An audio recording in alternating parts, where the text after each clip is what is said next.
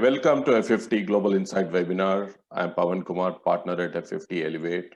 F50 Elevate is an accelerator based out of Silicon Valley. We help pre-series A startups in the health tech space to accelerate.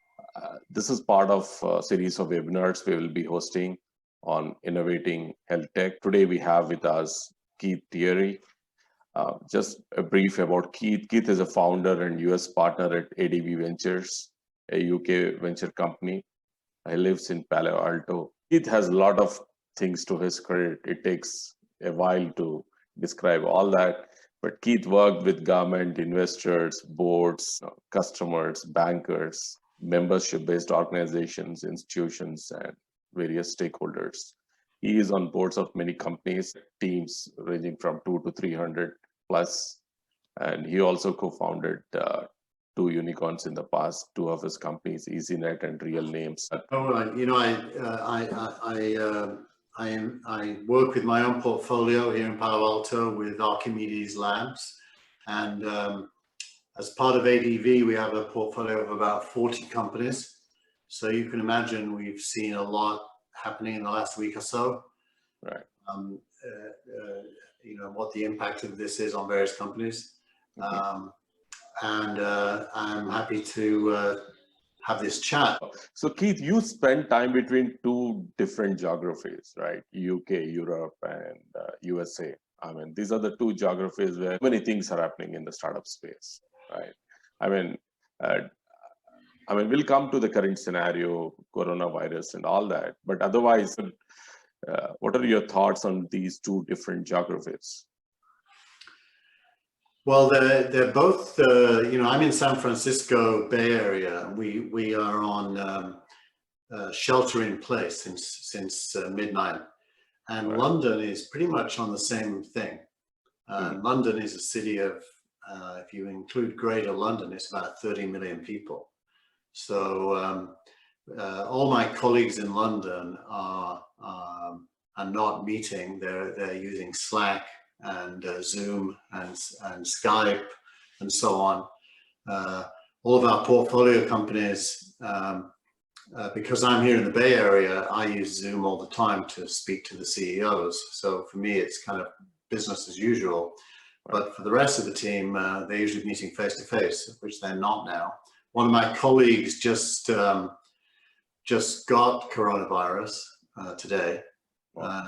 So he's locked up with his family. So it's you know, it's very, very serious. It's like all major events. This is some things are going, and I'm not talking about people. I'm talking about ways of doing things. Some things are going to die during this period, and some new things are going to be born.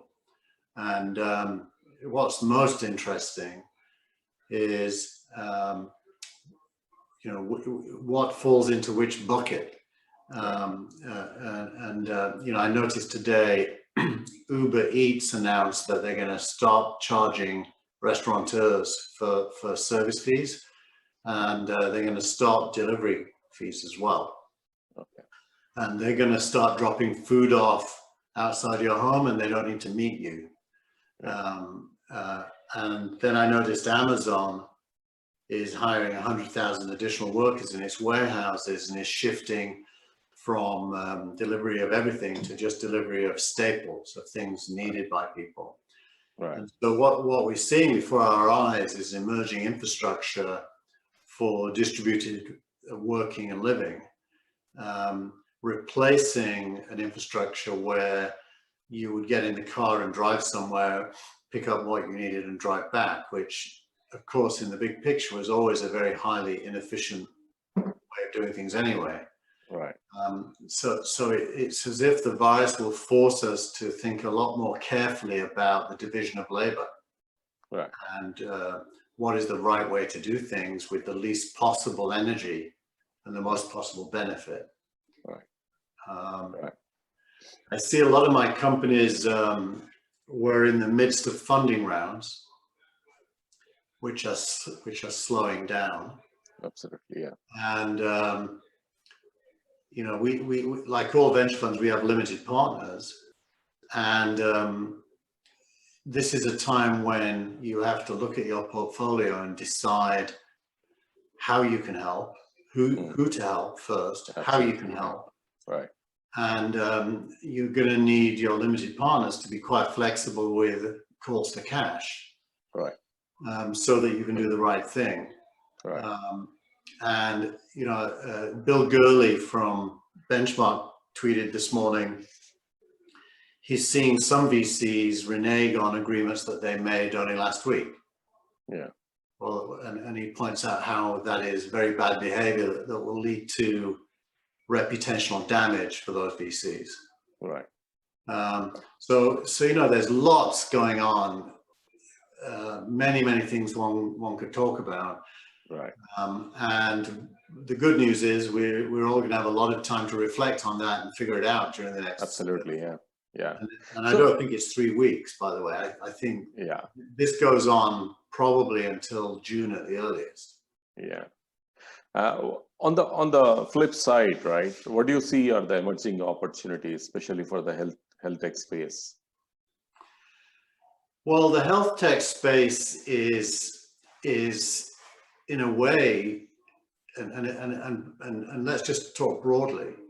The US only has 2 beds per head of population. Italy has 3.5. Right. So the first thing to say is the US is not a civilized society, and we didn't realize that, but now we should. The US, the level of US health sophistication, meaning the ability to service the population, is one of the worst in the world. Yeah. Even though the quality of the doctors are among the best in the world. Right. And that's all about choice. How do you choose to spend your resources, and who benefits from that? And the US clearly, you know, is not very well prepared for something that affects everybody. It's very well prepared for things that affect people with insurance. But if it affects everybody, it's among the worst places in the world. Right. And I think health tech really needs to focus on what can be done to change that. Right. But I think it's pretty hard to see health tech separately from the context of health policy and health funding. Regulations, yeah. Right. There's a lot going on. I don't know if you saw Elon Musk this morning, as a result of an experience he had with malaria.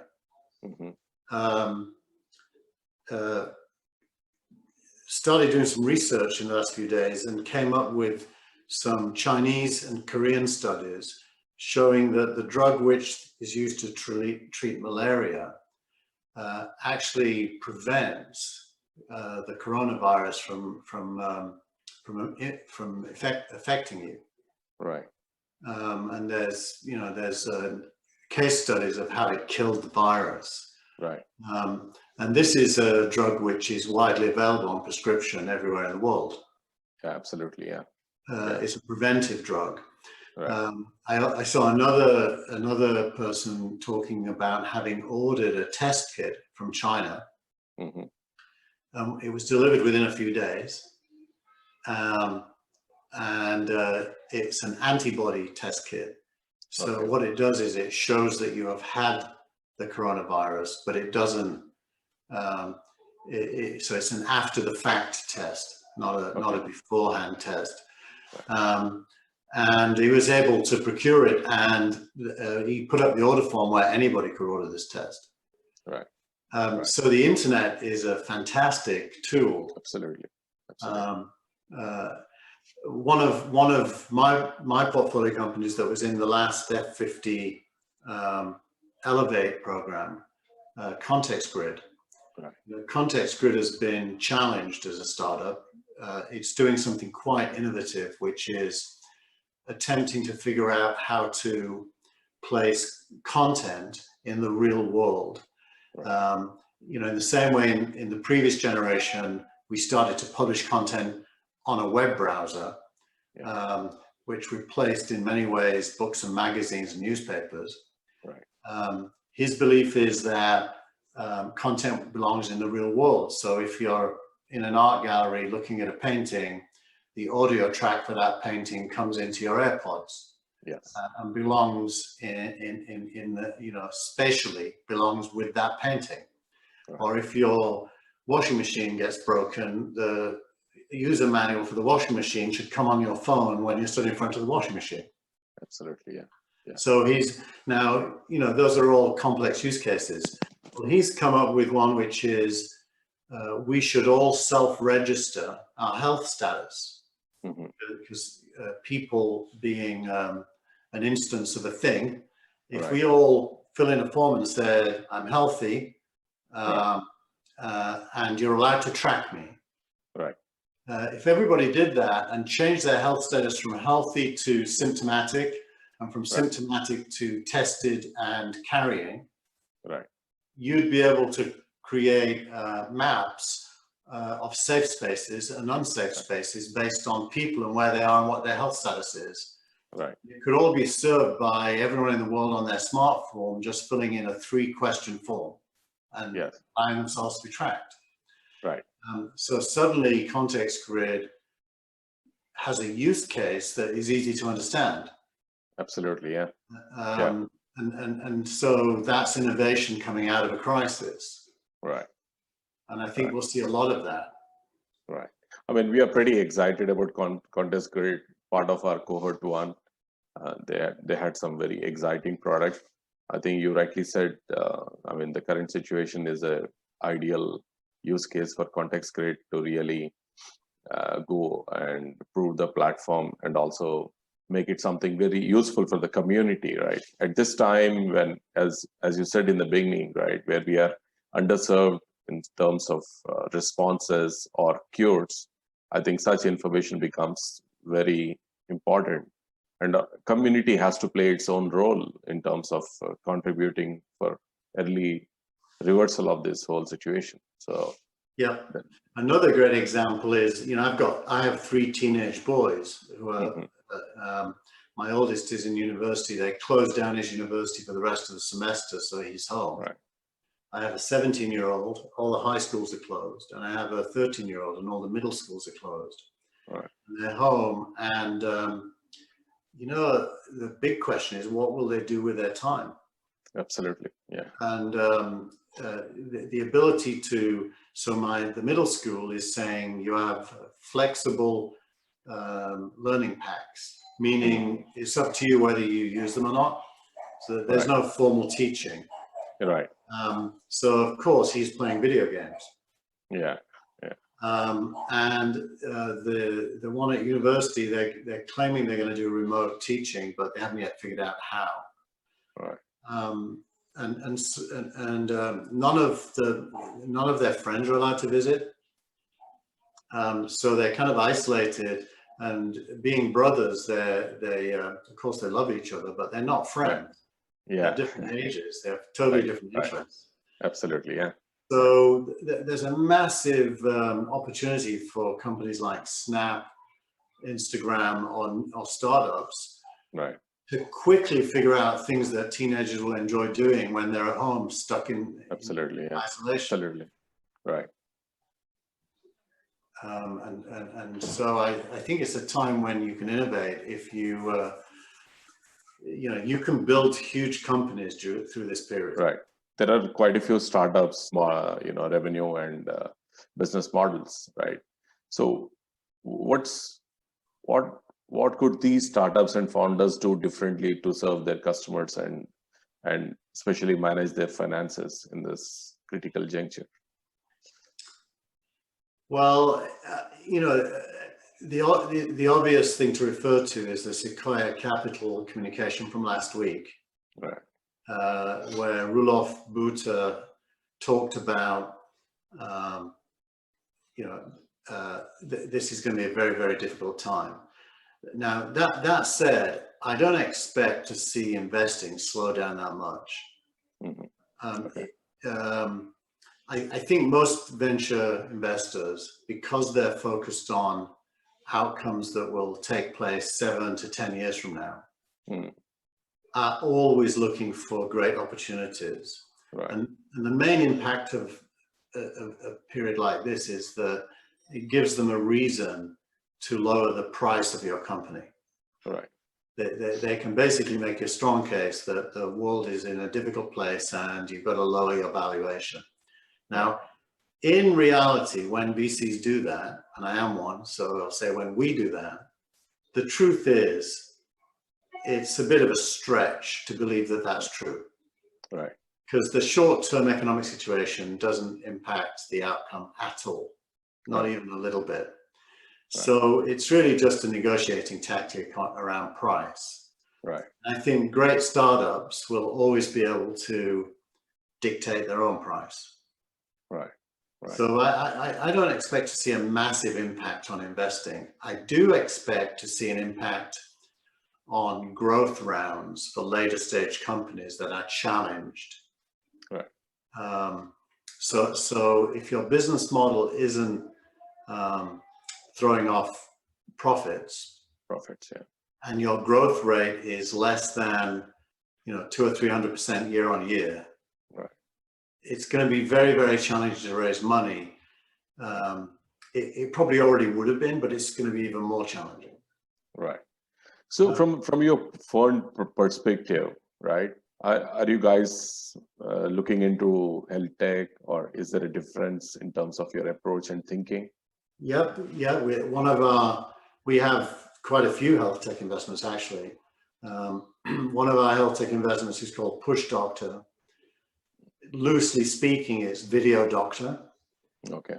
However, they also are the only startup in the UK to have permission to integrate with patient health records. Right. And they have a platform. So they've now accelerated opening up their platform to all of their competition. Mm-hmm.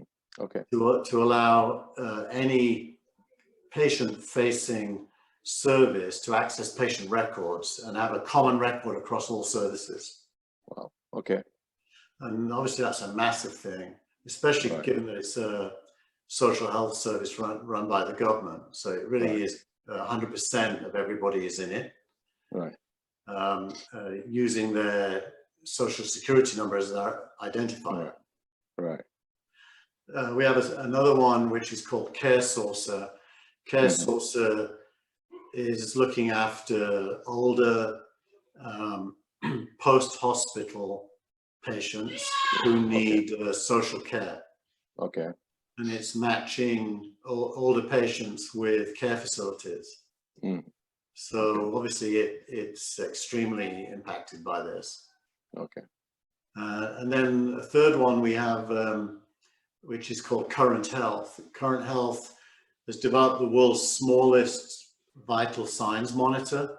Okay. It does everything that, if you've ever been in hospital, when they plug you into the device by your bed. Oh, okay. It does everything that device does, except you wear it around your arm. Mm-hmm. And it's mobile. Okay. It uploads data to the cloud so your doctors can see your status. Okay. And so in a time when everyone's isolated at home but needs to be monitored, it's a perfect solution for that. Right. Okay. So moving on, Keith, I mean, let's move a bit towards developing economies, right? India, maybe Africa, Middle East, all these places, right? So what are your thoughts in terms of, how should, or what would investors look at these developing economies in terms of opportunity, especially given the current scenario, right? If you look into some of these places, they responded pretty well to the crisis, and things seem to be, far better than what was expected, right? So. Yeah. Well, it's probably worth saying, although it's obvious, investors start with macroeconomics. And macroeconomics tell us that the fastest growing GDP on Earth will be, in this order, China, then India, Right. then Africa. Right. Absolutely. Yeah. Africa will be later, probably, 10 years from now. Right. China and Indonesia are happening right now. India is happening right now. Absolutely. Yeah. And so more and more of the Earth's investable resources are going to move to those opportunities. Right. Silicon Valley is already around 50% of world venture capital. Right. It's going to decline to probably 20% over the next 20 years. Mm-hmm. And that means there's a massive opportunity for startups everywhere. Right. Absolutely. The middle class, by 10 years from now, the middle class will be 2/3 Asian. Yeah. In Asia. Right. 2/3 of the world's middle class. So who spends money? Mostly the middle class. Right. Right. Absolutely. Yeah. Especially for luxury goods or services. Right. So we're looking at a massive global shift. Absolutely. Not unlike the shift that happened from the British Empire to the US between and after the wars. Fastest growing middle classes in Asia and Africa region. I think they continue to innovate, and young population, so many things happening out there. So Keith, in the current scenario, if you have to pick a couple of sectors, right, what are the top 2 sectors like? That's a good question. I'm almost a bad person to ask that question because my brain doesn't work in sectors. My brain works in platform shifts. Okay. So what I look for is fundamental building blocks of human society changing. Yeah, absolutely. I think the biggest is, broadly speaking, decentralization. Yeah, right. The ability of the individual or the company to consume anything easily from anywhere. Right. So decentralization also goes along with the end of the middleman. Right. Absolutely. Yeah. So I look for things where the middleman is going to be punished, like, for example, streaming video. Right. Is a great example of that. Right. So the middleman being punished, I think, will come to value chains. Mm-hmm. So think about something as mundane as Google ads. Right. With a Google ad, a company places an ad, somebody clicks on the ad, buys a product from somewhere, some distributor, which is being supplied by some manufacturer. Right. I think we're going to move from that to someone on Instagram tells you they like a product, and you buy it from them, but actually the manufacturer is shipping it to you directly. Right. Absolutely. And so the commerce is no longer going to be about stores and customers. Yeah. It's going to be about influencers and makers. Right. Great thoughts, Keith. Yeah. So what are your parting thoughts, Keith, just to reinforce and to give some positive boost to all the startup founders, entrepreneurs? What are your final thoughts? Some advice? I think my final thought is, you said at the beginning that I did 2 unicorns. What you can also say is I did about 5 failures. Only 5. That's pretty smart.